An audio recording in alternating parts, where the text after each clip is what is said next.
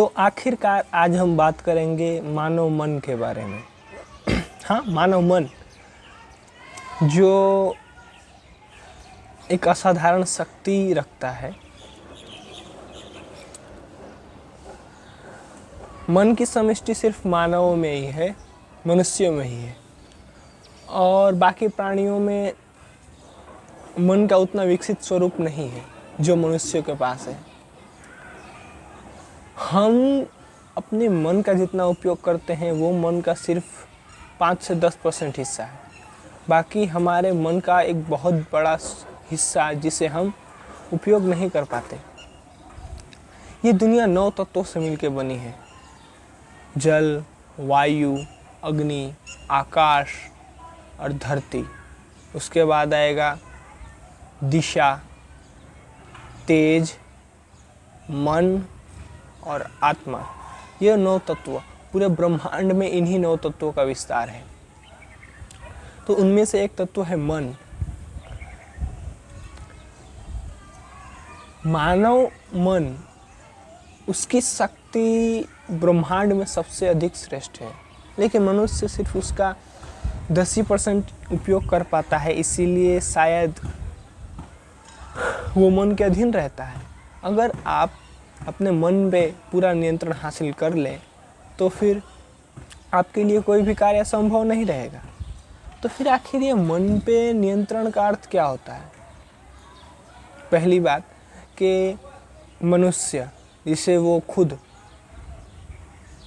अपने आप को अकेला समझता है, वो अकेला नहीं है। उसके अंदर भी कुछ अलग प्रकार की विशिष्टता है। जैसे कि एक शरीर, एक मनुष्य, उसके अंदर उसकी आत्मा है, उसकी बुद्धि है, उसका मन है, उसके संस्कार हैं और उसका शरीर है।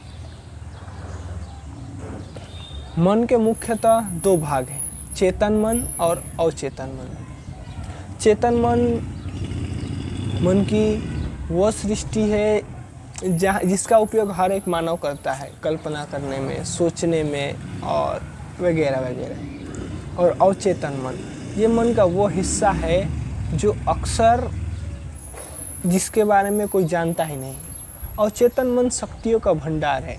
आप इस तरह से समझ सकते हैं कि अवचेतन मन एक रास्ता है जिससे मनुष्य अद्भुत शक्तियों की दुनिया में प्रवेश कर सकता है। मानव मन की शक्ति उसके नियंत्रण में तभी आती है जब वो पूर्ण रूप से विकसित हो और वो अपने अवचेतन मन की शक्तियों का उपयोग कर सके। लेकिन इसमें सबसे बड़ी बाधा मन स्वयं है। मन कभी नहीं चाहेगा कि कोई अयोग्य व्यक्ति या फिर पुरुष उसकी शक्तियों का दुरुपयोग कर पाए।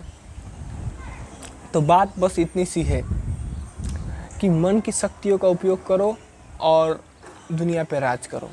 मन भगवान का बनाया हुआ वो पहरेदार है जो किसी योग्य आदमी को ही अपना लगाम देता है। नहीं तो अयोग्य या फिर जो उसके लायक नहीं है, उसको तो ये दुनिया में घुमाता है, भरमाता है और बर्बाद करके एक दिन ख़त्म कर देता है। वास्तव में मन हमारा मित्र भी है, मन हमारा शत्रु भी है। तो आप बोलोगे कोई इंसान ऐसा कोई चीज़ ऐसे दोहरी कैसे हो सकती है? ये पूर्णतः सत्य है कि वो हमारा पूर्ण रूप से शत्रु है और पूर्ण रूप से मित्र है। लेकिन कैसे?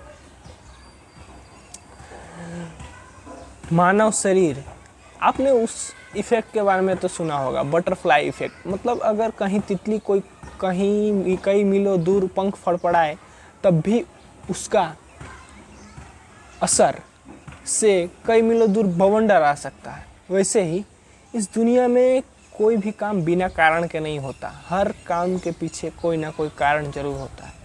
वैसे मन हमारा सबसे बड़ा मित्र है, उसका भी कोई कारण है, और मन हमारा सबसे बड़ा शत्रु है, उसका भी कोई कारण है। अगर इन कारणों को आप समझ जाएं और इनका उपयोग करें तो मन आपके अधीन होगा।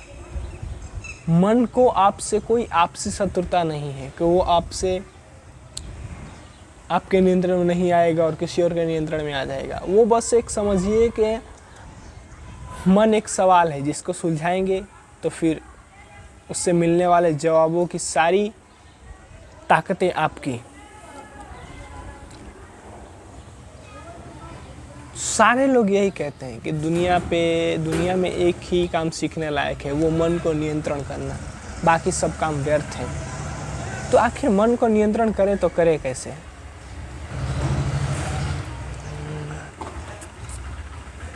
अष्टांग योग हो, राजयोग हो, भक्ति योग हो या फिर कोई भी योग हो, सारी प्रकार के योगों का एक ही मकसद है, वो है मन पे नियंत्रण।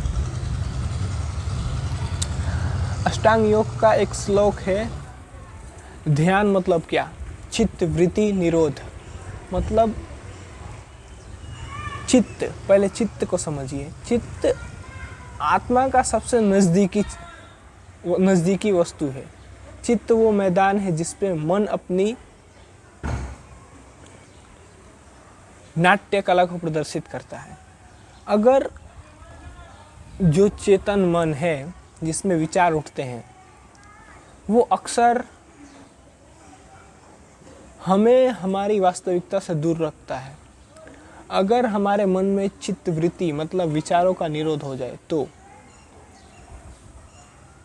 हमारे चित्त पे हमारी वास्तविकता मतलब अहम ब्रह्मास्मि का स्वरूप प्रदर्शित होगा, जो एक मानव को श्रेष्ठतम से श्रेष्ठतम विकास की ओर ले जा सकता है।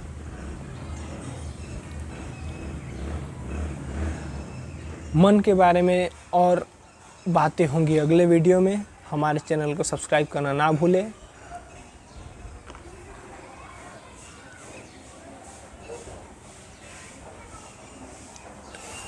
मैं हूं दुर्गेश शाह। धन्यवाद।